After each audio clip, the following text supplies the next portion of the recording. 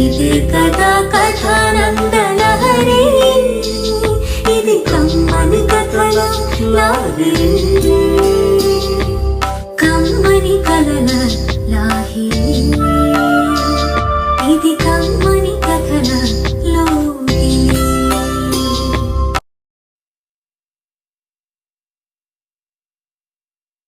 కథానందలహరి చేయూత రచన చిర్రావూరు మదన్ మోహన్. సమర్పణ అనసూయాదేవి సుందరం. అదొక మోస్తరు చిన్న హోటల్. బాబాయ్, ఓ 5 రూపాయలకి ఇడ్లీలు ఇవ్వండి, ఇందులో సాంబారు అంటూ ఓ సత్తు టిఫిన్ క్యారియర్ని టేబుల్ మీద పెట్టి లాగు జేబులో నుంచి 4 మడతలు పెట్టిన పాత 5 రూపాయల నోటు తీసిచ్చాడు 12 ఏళ్ల రాంబాబు. ఆ చొట్టలు పడ్డ సత్తుబొచ్చ, అన్ని మడతలు పెట్టిన 5 రూపాయల నోటుని చూడగానే అతని పరిస్థితిని పసిగట్టిన సుబ్బరామయ్య, ఎవరు బాబు నువ్వు? ఇదివరకు ఎప్పుడు నేను చూడలేదే, మీ నాన్నగారు ఏం చేస్తుంటారే అని ఆప్యాయంగా అడిగాడు.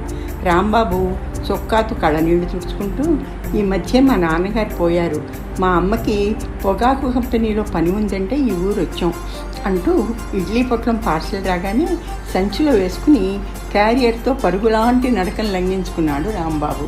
వాడి నడకని చూసి అతని ఆకలిని కనిపెట్టిన ఆ చిన్న హోటల్కి సుబ్బరామయ్య, పాపం పసివాడు అనుకున్నాడు. రాంబాబు రోజు రావటం మొదలుపెట్టాడు. 5 రూపాయలకి 10 ఇడ్లీలు. రాంబాబు తెచ్చే టిఫిన్ క్యారియర్లో నిజానికి సగానికి కూడా సాంబార్ పోయారు, కానీ సుబ్బరామయ్య ఆ అబ్బాయికి దాని నిండా సాంబార్ పోయమని సర్వర్తో చెప్పాడు.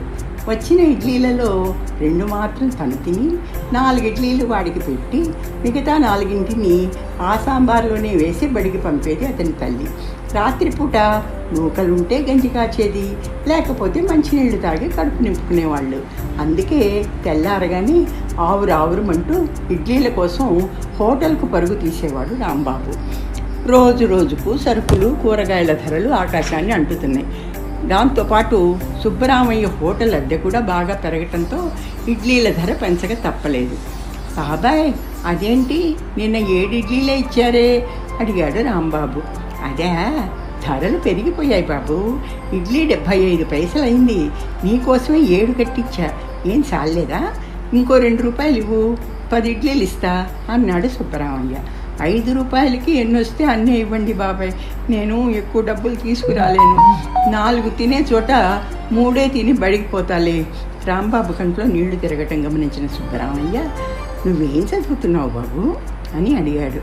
9 అని రాంబాబు చెప్పగానే, అరే మా అమ్మాయి 10వ క్లాసు, దాని పాత పుస్తకాలు ఏమన్నా నీకు పనికొస్తాయేమో చూడు అని 5 రూపాయలకి 8 ఇడ్లీలు, సాంబారు, అల్ల పచ్చడి పొట్లం కట్టించాడు.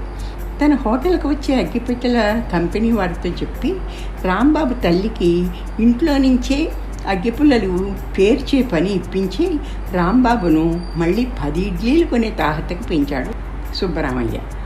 రోజులు గడిచిన కొద్దీ ఇడ్లీల ధరలు పెరిగిపోతున్నాయి. 10 రూపాయలకు 10 ఇడ్లీలు అన్న చోట 8 అయినాయి, తర్వాత 6, అది 4, అలా దిగజారుతున్నాయి. కానీ సుబ్బరామయ్య మాత్రం, నువ్వు 10 ఇడ్లీలు తీసుకెళ్ళు బాబు, నేను 10 రాసుకుంటాలే అని మామూలుగా అతని దగ్గర 10 రూపాయలే తీసుకుని 10 ఇడ్లీలు, సాంబారు, చట్నీ, అల్ల పచ్చడి అన్నీ ఇప్పించేవాడు. అది తెలిసిన అతని భార్య అలమేలు కస్సుమని విరుచుకుపడింది. ఏంటండి అన్యాయం, ఇట్టా వ్యాపారం చేస్తే మనం దివాలా తీయాల్సిందే అని ఆపటానికి ప్రయత్నించింది. చూడు అలమేలు, ఆ అబ్బాయికి 10 ఇడ్లీలు ఇవ్వటం తప్పంటావా? వాళ్ళు చాలా బీద స్థితిలో ఉన్నారే, మనకున్న స్తోమతకి వాళ్ళకి ఎంతైనా సాయపడవచ్చు. వాళ్ళు ఎక్కడున్నారో కూడా నాకు తెలియదు, తెలుసుకోలేదు కూడా. ఎందుకో తెలుసా, వాళ్ళమ్మ ఒంటరి ఆడది. నేను ఏదైనా మంచి ఉద్దేశంతో సాయపడినా లోకం దాన్ని చెలవలు పలవలుగా వాగి ఆమెకి కళంకం అంటగడుతుంది. అదీగాక పేదరికంలో సగం కడుపుకు తిని పస్తులుండే పిల్లలు ఎలా పెడదారి పడతారో నాకు బాగా తెలుసు. ఆకలి అన్నది ఎవరినైనా ఎటువంటి ఊబిలోకైనా దించగలదు. అందుకే 2-3 ఇడ్లీలు ఎక్కువ ఇచ్చి ఉడతా భట్టి సహాయపడుతున్నా. ఒక్కోసారి మన హోటల్లో మిగిలిపోయిన వాటిని కాకులకి, కుక్కలకి పడేస్తున్నాం కదా, దానికంటే ఓ పిల్లాడికి సహాయపడటంలో తప్పే ఉంది చెప్పు. చూస్తూ చూస్తూ ఓ భావి పౌరుణ్ణి దొంగగానో దోపిడీగాడిగానో మారనివ్వటం భావ్యమా? మనం ఒకళ్ళని బాగు చేయలేకపోయినా చెడిపోవటానికి కారకులం కాకూడదు కదా. మనకు 2 పిల్లలు ఉన్నారు, కానీ ఆ తర్వాత ఎందుకో రాంబాబు రావటం మానేశాడు. చూస్తుండగానే దాదాపు 10 ఏళ్ళు ఇట్టే గడిచిపోయినాయి. సుబ్బరామయ్య గారిలాగే ఆయన హోటల్ కూడా బాగా కుంగిపోయింది. పిల్లకు పెళ్లి చేసి అప్పుల్లో బాగా మునిగిపోయిన సుబ్బరామయ్య పాడుపడిపోతున్న హోటల్ని బాగు చేసుకోలేకపోతున్నాడు. తండ్రి కొడుకులు ఎంత కష్టపడ్డా ఊళ్ళో నాగరికత పెరిగి ఏసీ హోటళ్ళు వెలిసి సుబ్బరామయ్య వ్యాపారాన్ని దెబ్బతీసినాయి. తమ హోటల్కు 6 నెలల అద్దె బాకీ కూడా ఉన్నాడు. కొత్తగా వచ్చిన రాజధాని రహదారిలో ఉండటం వల్ల ఆ స్థలాన్ని ఎవరో బిల్డింగ్ కాంట్రాక్టర్ కమ్మి అక్కడి అందరితో పాటు తమని కూడా ఖాళీ చేయించేశాడు ఆ చోటు యజమాని. అటు ఆరోగ్యం, ఇటు వ్యాపారం రెండూ దెబ్బతిన్న సుబ్బరామయ్య ఇప్పుడక్కడ ఓ ఏసీ హోటల్లో క్లీనర్గా చేరాడు. కొడుకును సర్వర్గా చేర్పించాడు. వచ్చేపోయేటప్పుడు తమ పాత బిల్డింగ్ని పడగొట్టి కడుతున్న షాపింగ్ కాంప్లెక్స్ను చూసి కళ్ళల్లో నీళ్లు నింపుకునేవాడు. సంవత్సరం తిరిగే లోపల మొత్తం కాంప్లెక్స్ రెడీ అయ్యింది.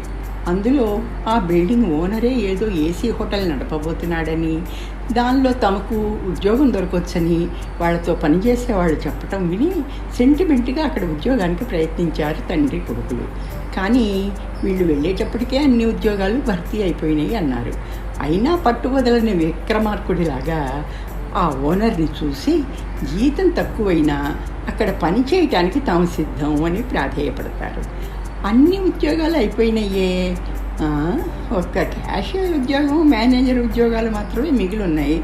దానికి మీకు అనుభవం ఉంటే చెప్పండి చూద్దాం అంటాడు.